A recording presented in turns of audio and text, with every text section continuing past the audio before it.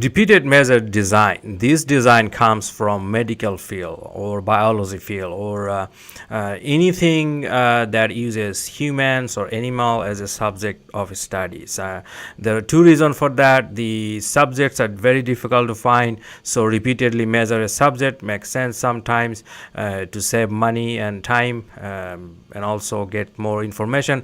And sometimes there could be an interest that we are thinking about how the subject is doing, particularly over time. For example, a blood pressure medicine, for example, how a subject is doing over a 6 months period after taking this blood pressure medicine. So in a repeated measure design, one of the factor is the time. So this is the time factor. Let's say we administer this medicine and we measure every day how the subject's pressure is changing every day, and we take a measurements on that. So time would be that factor. Now the primary interest is the factor, the medicine factor, which is we want to see whether this particular medicine is working. Medicine. So that's factor A. Let's make this factor B. So we primarily interest whether this medicine is working or not.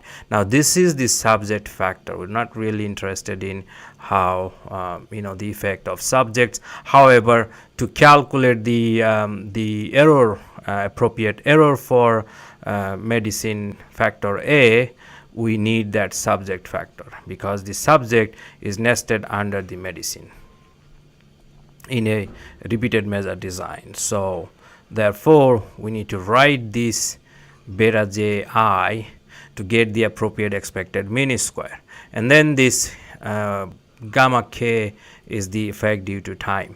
Now we are also interested in how particular medicine is doing over the time, so that's an interaction between A and beta. Let me make this time factor C. It's kind of giving me, so A and C. However, this is not really an interest, so I just copied it from the partially nested design. That's why it is there. There is interaction possible between subjects and time, but it's not really that of an interest.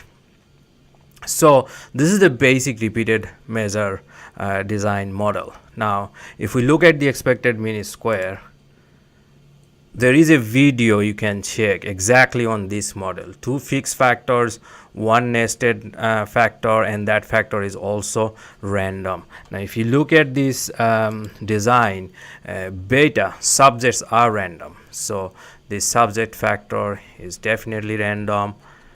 Medicine typically fixed because we're not really picking randomly medicine. We're only testing maybe one medicine with the control or placebo. So basically the medicine factor is mainly fixed.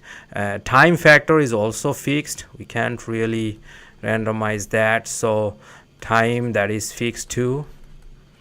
So the random factor subject, it also nested as well under the medicine or under the treatment combination. So you can see that video, check that video, how we have developed these expected mean squares and then appropriate F statistics. That video is developed for two fixed factor, one nested, and that factor is random as well. So this is the basic repeated measure design. Now we can have this factor is also called the between subject factor in psychology field, between subjects, and this is between subject error, and then this time factor is called within subject. Whatever we call this thing, within, between, the F statistics is guided by the model, and the model effect, if it's a random or fixed, that's primarily guides the statistical test, not necessarily what we call a particular repeated measure or nested or split plot. They're all kinds of same design. They can be analyzed by using exact same linear model like this one. So that's it about the repeated measure design.